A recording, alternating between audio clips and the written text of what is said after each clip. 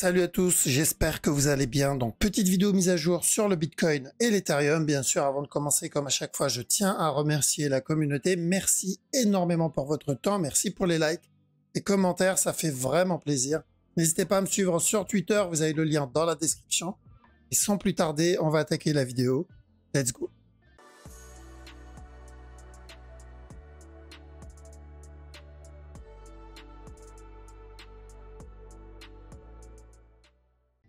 Alors, donc aujourd'hui, on va commencer par DCR. Donc, c'est une crypto qu'on m'a proposé dans la précédente vidéo. Donc, si vous avez des cryptos que vous voulez que j'analyse, donc n'hésitez pas à me la proposer dans les commentaires. Donc, DCR, bien sûr, la structure, comme vous voyez, elle est classique.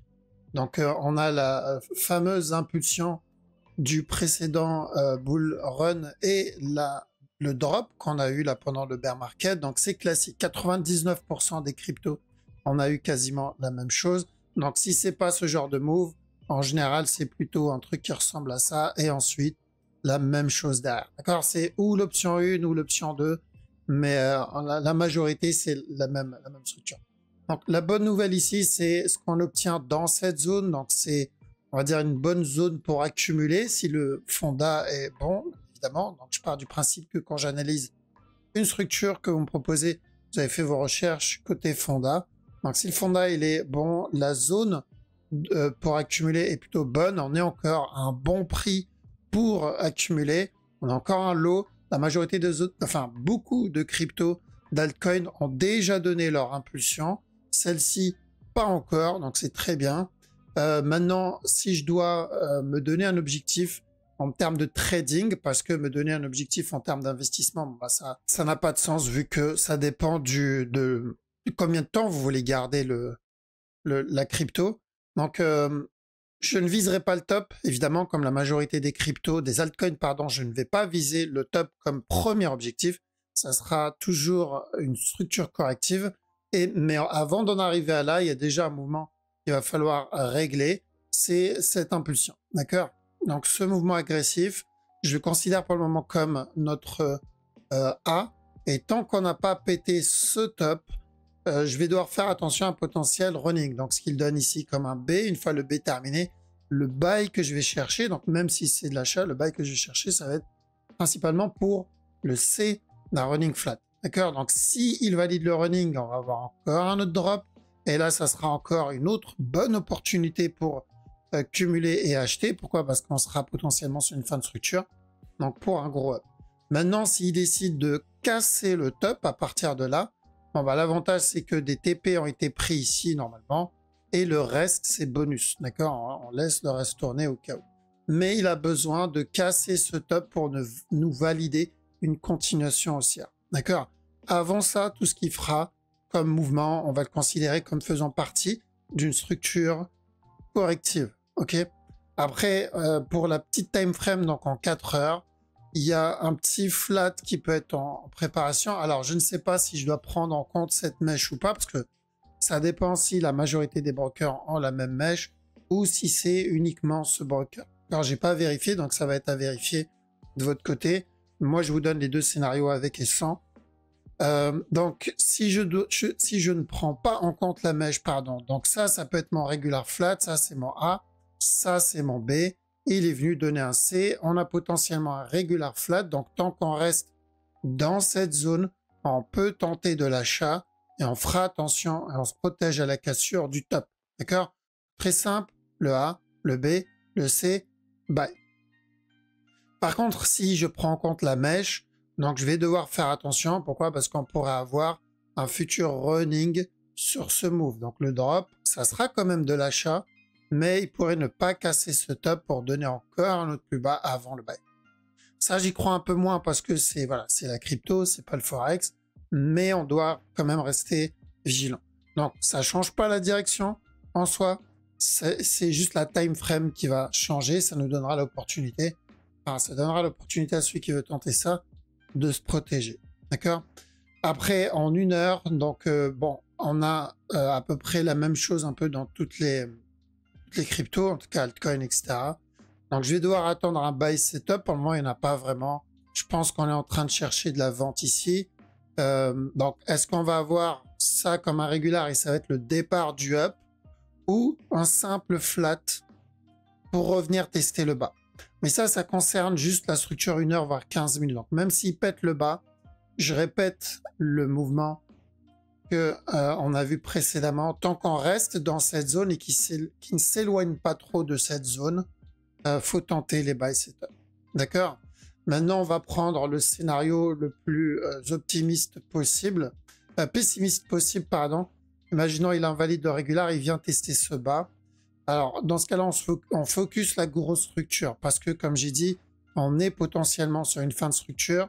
Donc, pour de l'investissement, ça reste une bonne zone d'achat, mais pas pour du trading, d'accord? Pour du trading, il va falloir attendre un setup, que ce soit pour le régular flat tout de suite, ou s'il décide de péter le bas, il faudra le chercher plus bas. Donc, en trading, pour le moment, on n'a qu'une seule chose à chercher, c'est de l'achat pour un régular flat, d'accord? Donc de l'achat pour cette structure. Rien d'autre, on ne se prend pas la tête pour le reste et pas la tête pour d'autres directions tant qu'on n'a pas invalidé ce régular, d'accord? Ok, on va attaquer le Bitcoin. Donc BTC sur la plus grosse time frame, on cherche toujours notre flat pour une continuation. Il y a eu une question sur YouTube dans la précédente vidéo où on me demande, donc on me dit « Salut, t'es haussier sur BTC, mais pourquoi tu n'es pas baissier ?» Personnellement, je vois une figure de Bart. Alors, personnellement, je ne traite pas les figures inventées en à peine 2 ans. Et Bart, ça fait pas partie d'une structure. Alors, on peut sortir des structures des fois pour le fun, pour la rigolade. Le sabre laser pattern, la chaise pliante pattern, le transat pattern. On a même trouvé la mosquée pattern pour les plus anciens. Mais voilà, c'est pour le fun en général. Même si on en voit beaucoup, des structures comme ça, c'est pas vraiment des structures, c'est plus un même qu'autre chose. Maintenant, je ne traite pas le Bart pattern. Je trade les structures correctives qui sont connues depuis des centaines d'années. D'accord? Le regular flat, le running flat, toutes ces structures qu'on trade aujourd'hui, ça n'existe pas depuis hier. Ça fait plus de 100 ans que ça existe. Ça existe depuis l'Elliott Wave et l'Elliott Wave ne date pas d'hier. Donc, c'est des structures qui ont fait leurs preuves et c'est des patterns qui se répètent depuis des décennies. Donc, on traite plutôt ça. D'accord? Et pour le moment, je ne vois pas de pattern de structure baissière encore. Ça peut changer, évidemment. Une structure, c'est en constante évolution. C'est le marché qui décide à la fin de journée. S'il veut demain donner une Pikachu pattern et qu'il valide la Pikachu pattern, il peut le faire. D'accord? C'est le marché qui décide. Nous, tout ce qu'on fait, c'est on analyse avec la méthode qu'on a et on voit s'il y a une structure, s'il y a une pattern qu'on reconnaît. Et du coup, on va trade cette pattern en se protégeant des autres possibilités. D'accord? Pour le moment, donc, un simple regular flat, tant qu'on reste dans cette zone, c'est pas grave s'il drop encore un peu. Ça, c'est pas trop un problème, tant qu'on reste vraiment dans la zone. Et ensuite, encore de l'achat. D'accord? Après, pour la petite time frame en 1 heure, donc attention ici, je vois pas encore vraiment de buy setup pour le gros move. Il y a de bonnes chances qu'ils reviennent tester ce bas, mais c'est pas trop un problème. On a invalidé le petit running 15 minutes en venant péter ce bas-là.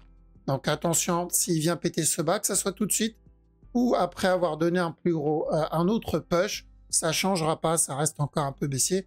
Mais la seule chose que je vais garder en tête, c'est qu'à chaque nouveau plus bas, chaque fois qu'il viendra donner un bas, s'il me donne des buy setup, que ce soit là-dedans ou après avoir pété le bas, je tente. D'accord? Mon objectif, c'est de prendre le gros buy, mais je vais tenter même si c'est pour des petits setups en interne. D'accord? Ça peut être un running, ça peut être un régular, mais je vais tenter de l'achat pour ça. Parce que ça peut commencer en tant que running flat ou en tant que régular. Par exemple, ça peut commencer en tant que flat ici. Et au final, on se retrouve avec le gros mouvement. D'accord? Donc, c'est ce qu'on va chercher, ce qu'on va privilégier sur le Bitcoin tant qu'on reste dans ce range. Et bientôt, donc dans quelques jours, on a le halving. On va voir quel type de mouvement on va obtenir. Si ça va être l'invalidation de notre régular, dans ce cas-là, on aura un gros drop, une grosse baisse, ou si ça va être justement directement valider le move pour revenir tester le top. Donc pour le moment, tant qu'on n'a pas invalidé le régular, on continue à chercher la même direction. Même chose pour ETH, évidemment. Donc on cherche toujours ce fameux régular flat. Donc l'objectif, c'est de revenir péter le top. Ça, c'est notre A, ça, c'est notre B, ça, c'est notre C. Et on cherche de l'achat pour casser le top encore une fois.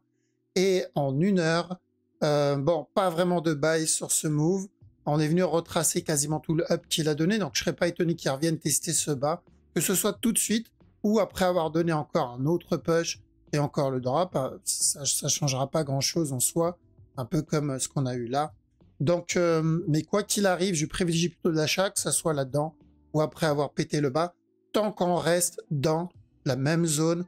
Je sais que ça peut mettre un peu de temps, mais je pense que le plus gros, on l'a fait. C'est-à-dire que s'il doit valider ou invalider la direction qu'on doit chercher, ça ne devrait pas tarder. Le plus gros de la structure, d'après moi, on l'a déjà fait. C'est-à-dire, c'est ça, d'accord? Et là, on est juste sur la fin. On commence à voir le générique de fin. Donc, on fait attention en interne à bien attendre des buy setup. On rentre pas sans buy. Maintenant, évidemment, si il invalide en dropant ou s'il invalide en donnant une grosse structure corrective, bon, on aura largement le temps de voir et on n'est pas censé être à l'achat dedans. Pour le moment, buy sur ETH, je ne prends pas la tête avec autre chose. Et pour le Bitcoin, pour le BNB, pardon, c'est un peu pareil. Donc, on est sur le A, on a eu le B qu'on voulait, on a eu le C, on est en train d'avoir le C qu'on veut. Et ensuite, c'est toujours du buy. Par contre, en petit time frame, perso, ça m'arrange qu'ils reviennent péter le bas. J'aimerais bien même qu'ils reviennent tester ce bas-là. On aura une plus belle structure. Au moins, on partira pour un régular au lieu d'un contracting. Donc, je pense qu'on reviendra casser ce bas-là. J'aimerais bien même qu'il repush encore un peu et ensuite qu'il redonne encore un plus bas. Maintenant, s'il décide de casser directement le bas, je vais pas me plaindre. On va gagner du temps, en gros. Mais si le Bitcoin et ETH décident de donner un régular ou un running, bah, il y a de bonnes chances que le BNB décide de suivre lui aussi. D'accord? Donc, attention à chaque nouveau plus bas sur ce mouvement-là. Ça serait bien qu'on ait une perte de momentum d'ailleurs sur notre dernier move. Pour le DOT, alors le DOT, on a invalidé le running ici. On sait que maintenant, on part pour une plus grosse structure corrective. Donc, ce mouvement-là, on considère toujours comme notre A. Si on cherche de l'achat, ça sera pour un B. D'accord? Donc, ça veut dire que si j'achète ce move, je ne vais pas viser automatiquement la cassure du top. Je vais faire la même chose que sur EGLD. Je vais faire quand on était ici, rappelez-vous. J'avais dit je cherche de l'achat, mais pour un B. D'accord? Je visais pas spécialement la cassure du top. C'était pareil pour BNB. Si vous vous rappelez en petit time frame, quand on était ici, je vous ai dit quoi? On cherche de l'achat, mais pour un B. Je ne vise pas automatiquement la cassure du top. Parce qu'en général, on s'attend à un C avant le buy. Ce qu'on a obtenu au final. D'accord? Donc, le DOT, je vais faire la même chose sur une time frame un peu supérieure. D'ailleurs, quand on était ici, alors je vais copier ce morceau comme ça, c'est plus clair. Donc, on était là. Hop. Donc, on a eu ce drop ici. Et on a dit, là-dedans, je vais chercher un B. D'accord? Je ne vais pas viser spécialement la cassure du top, juste un B pour avoir le C et ensuite le buy. Qu'on a obtenu. Donc, ça, c'était de l'interne. Si j'écarte le mouvement et je l'adapte par rapport à la time frame dans laquelle on est, voilà. Je pense que vous avez compris le concept. Ce qu'on va chercher, c'est la même chose dans une time frame supérieure. Pour ceux qui ont l'habitude du fractal, je pense que vous l'avez déjà eu. Donc, on va chercher, si on cherche l'achat, ça va être principalement pour un B. Maintenant, petit time frame, j'aimerais bien qu'il donne un petit buy setup. Pour le moment, bon, pas vraiment.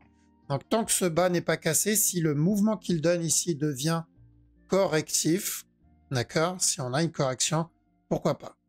Donc, ça pourrait être notre A, donner un petit B, et ensuite tenter le move pour un C. Maintenant, d'après moi, c'est encore trop tôt, d'accord, c'est bien trop tôt pour qu'on obtienne le buy, mais je vais surveiller. Je reste encore à l'écart, mais je surveille. EGLD, c'est à peu près la même chose que les autres. Donc, on a eu le A, on cherchait le B qu'on a obtenu, on cherchait de la vente pour le C qu'on a obtenu. Donc, à partir de maintenant, tant qu'on reste dans cette zone et qu'on casse pas le dernier plus bas, je cherche de l'achat pour la cassure du top. En petit time frame, bon, j'ai pas grand chose sur le move, j'ai pas vraiment de buy setup ici. On a une impulsion, je sais pas si je dois prendre en compte la mèche ou pas. Si je prends pas en compte la mèche, je vais devoir corriger. Donc, s'il corrige, pourquoi pas pour un up. D'accord? Maintenant, je ne vais pas paniquer s'il décide de venir donner un plus bas. Je retenterai plus bas, tout simplement, minimum pour un running, voire plus. Donc, j'ignore la vente personnellement sur GLD. Je privilégie plutôt de l'achat. Litecoin, ça va être plus la grosse time frame qui va m'intéresser. La petite ne m'intéresse pas. Donc, je veux voir si on est en train de valider un régular ou pas. D'accord? Donc, ça peut être toujours notre A. Si vous vous rappelez, quand on était tout en bas, on avait dit quoi? Attention, ça, c'est un A. On va chercher une correction pour un B. Et ensuite, on va chercher un C avant le buy. Donc, on peut être toujours dans le B. Et ce qu'il donne là, ça peut faire partie du C. Donc, si ça, c'est mon A, ça, c'est mon B, et ce qu'il donne, ça fait partie du C, bah, j'ai besoin qu'il confirme en venant retester le plus bas. D'accord? Parce que si ce n'est pas un C, c'est qu'il est en train de préparer un plus gros flat pour un up. Et si c'est un gros flat, bon, bah, on aura largement le temps de le voir venir. Parce que ça va être une correction. Et donc, forcément, ça va mettre plusieurs semaines, voire plusieurs mois, vu qu'on est sur du daily. D'accord? N'oublie pas, hein, c'est du daily. Ça veut dire qu'une bougie, c'est un jour. Donc, s'il doit rester ici, ça va être plus de 30 bougies qu'on va avoir. Et donc, forcément, ça va durer plus d'un mois. Maintenant, si c'est l'option 1, c'est-à-dire on est dans un regular flat, ça peut aller beaucoup plus vite. Il peut donner juste une petite correction et exploser en 2, 3, 4 bougies. Et on n'en parle plus. On pourra entamer le plus gros move. D'accord? Donc, je garde ça en tête. Pour le moment, c'est le gros move qui m'intéresse. Le petit time frame, bon, ne m'intéresse pas vraiment parce qu'on est à peu près sur la même chose que les autres. Ici, je pense qu'on reviendra tester ce bas. Maintenant, voir si on va valider un regular flat ou pas. Ok, les amis. Donc, le sol, ça va être aussi... donc, on se rapproche de l'analyse du Litecoin. Donc, la grosse... du DOT, pardon. Oui, du DOT. D'accord? Le sol, on va se rapprocher de l'analyse du DOT. Évidemment, par rapport au DOT, je ne supprime pas ici le potentiel régular. Donc, on a eu le A, on cherchait le B. Et ensuite, on cherchait de la vente pour le C. Et après, de l'achat. Donc, cette analyse ne change pas, même si on a obtenu cette grosse impulsion. Mais on réduit les probabilités d'obtenir un regular flat. Donc, je dois faire quoi dans ces cas-là? Je vais chercher juste un B. D'accord? Je vais chercher une grosse correction au cas où. Donc, s'il décide à ce moment-là de venir valider le regular flat, tant mieux. Mais s'il décide de donner un autre plus bas, je rachète plus bas. D'accord? Je chercherai de l'achat plus bas, mais cette fois pour une plus grosse structure. Donc, ça veut dire que l'impulsion qu'on aura sera beaucoup plus importante et beaucoup plus intéressante. Donc, d'un côté, si on trade la petite time frame, on a envie de dire, oui, bah, j'espère qu'il va valider ce régular. Mais de l'autre côté, si on veut une belle impulsion qui donne beaucoup plus de profit, bah, vaut mieux espérer qu'il donne une correction et encore un nouveau plus bas. Et là, on aura une impulsion 4 heures, voire même une impulsion daily. Alors, mais j'attends de voir encore parce qu'on s'est bien écarté du move. Et en petit time frame, bon, bah, c'est un peu comme les autres cryptos. Je vais faire attention, je considère ce mouvement-là comme un A. Potentiellement, ce qu'il donne comme un B pour un regular flat. Ou s'il pète le bas, on cherchera le C pour un running flat. Donc, ou le C d'un regular s'il casse pas le bas, ou le C d'un running s'il casse le bas. Ça change pas vraiment la direction, on cherchera de l'achat, mais de l'interne. D'accord? Et c'est partout pareil. Le Bitcoin, c'est la même chose. Je vais mettre la petite flèche. Donc, running flat ou regular flat, d'accord, en interne. Ethereum, c'est pareil. Donc, running ou regular. BNB, ça va être exactement la même chose. DOT, ça va être pareil aussi. D'accord?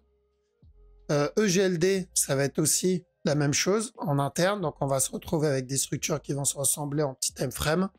Pareil là-dedans aussi. D'accord? Sol aussi. Donc, on est vraiment sur une structure qui, voilà, ça se suit dans tous les sens. Donc, on cherche ou un running ou un régular. Maintenant, on va profiter de ce potentiel running ou régular pour tenter le gros up. Maintenant, rappelez-vous que si c'est un running, ils viendront péter le bas. D'accord? Donc, je ne serais pas choqué qu'ils viennent péter le bas. Si j'ai pas de setup, je ne rentre pas. J'insiste parce que on a toujours le débutant qui arrive. Il est arrivé hier dans la crypto. Il voit un mec qui sort, oui, je cherche de l'achat. Et il oublie le attends un setup, le petit time frame. Il comprend même pas le concept du fractal. Et il arrive all-in. Il vend son chien, sa maison, sa femme. Parce qu'il pense que demain, ça va être le nouveau Jeff Bezos. Non. Ça ne marche pas comme ça. Donc, si on est en mode invest, voilà, il n'y a rien à faire. Le mouvement, il est encore haussier. Donc, tranquille, peace. Maintenant, c'est en le mode trading, petit time frame, faut attendre un setup. Ok les amis, voilà, donc on a fait le tour. Encore une fois, gros merci pour votre temps, ça fait vraiment plaisir. Merci les amis pour le soutien, merci à ceux qui ont regardé la vidéo jusqu'au bout. Je vous souhaite une très bonne soirée, je vous dis à la prochaine. Ciao. Dans la bourse numérique, le flow est symphonique. On s'appelle les traders, on fait l'argent tragique. Crypto dans nos veines, on trade la vague héroïque. Wave theory, on surfe sur l'élan épique. Dans le monde virtuel, notre capital croît. On fait des allers-retours, on joue avec les...